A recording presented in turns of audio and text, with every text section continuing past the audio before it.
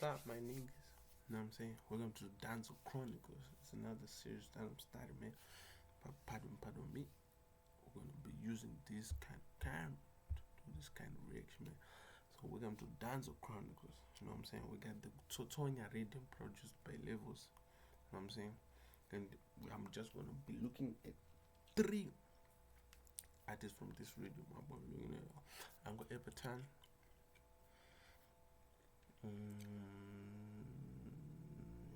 Enzo Aisha, Papa name Manduwe, Windsor. Is it Windsor? Yeah, Windsor. And just want to clear something out, man. Akaipan there, Akapetra Paridum there. The others are on the basa. Let's get it. Levels production. Passion Java Records. Production.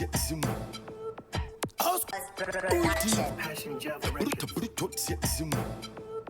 Auskuda Passion Java Twabam Takuna kungo yimba senyoro Shisingarirewo paretio Basi FM Stereo Kaiterera wapawati aisinziyo Pau yava koma na vero Pau yava koma na vero Pau yava koma na vero Takuna kungo yimba sisina soro Pau yava koma na vero Pau yava koma na vero Pau yava koma na vero Takuna kungo yimba sisina soro Inida kuna kungo yimba senyoro Sisingarirewo paretio Yo, so check. This rhythm came dropped praktika uyumfeso baita ndokutsotsonga ndokubuda bondi ndokundibhena his thanks, man.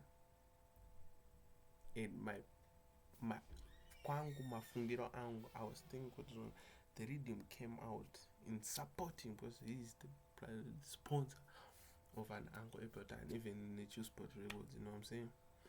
Kuti boza kuti togona ngoyimba wauya wakomano ero togona ngoyimba zvisina musoro togona kungo dindima ndokutsotsonga zvisina musoro, you know what I'm saying?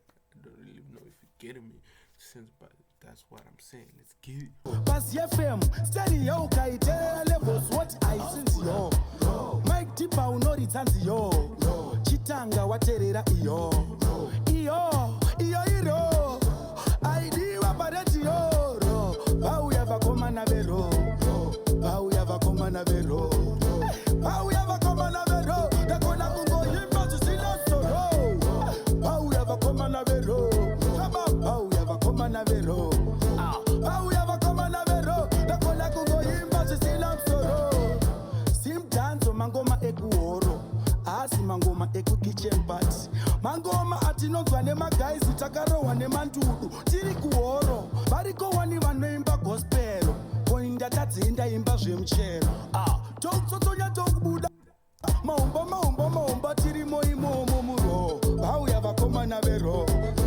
vauya vakomana vero vauya vakomana vero tokona kungoimba zvisina musoro vauya. Yo, man, that's what I really think is behind the song, man. I ain't gonna really be playing all the songs, but you know what I'm saying? We need to get someone, you know what I'm saying? Yo, so we're on to the next tune, man. It's by Windsor, Fana Wengemba, Totonia Rhythm. Let's get it. Passion Java Records. Pass me now! Ken! What I know? Lepos, dikati wela! Fonten, dikati wela! Prophet Java, nazo kwazana Java. Apana batula vanenge, rashiti po.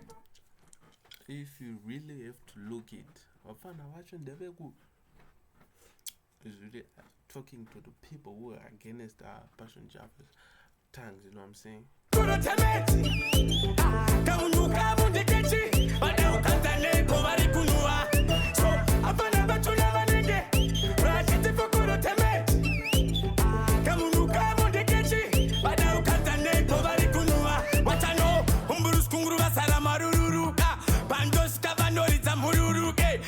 Metena munu mukururu bachabuda maziwa pamwe ne marururu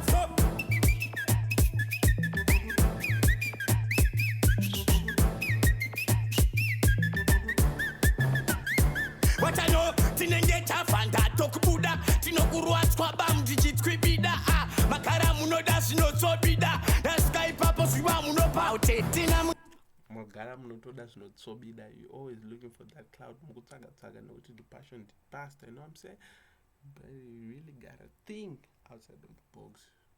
Maybe you got to find out but they're really protecting on our wapa big. Dengue, how far them dengue. rachitipokoro temeti kamunduka mundekechi vadaukanzaneko vari kunwa so apana vatuna vanenge rachitipokoro temeti kamunduka mundekechi vadaukanzaneko vari kunwa kwairaihe hatsura ionini pasongo yaningirikini yakatsaronini musanditange ndakabata pini nekuti parisinoka ari kurira vakuda kusaisa tinotena taikondo ndinotofuna mabhonzo fanika kondo inini ndinofuna bondo asingasiendi judo itaikondo apana vachona vanenge You know what I'm saying? You know what I'm saying? I ain't really gonna play the whole song, man. But that's really the main core behind the rhythm. To sing a rhythm. You know what I'm saying? You know what I'm saying? It was really to protect saying go to umira newe Passion Java besides all the masses vari kuti Passion Java azobuditsa ndimi idzidzi, you know what I'm saying? Yeah. Let's get it.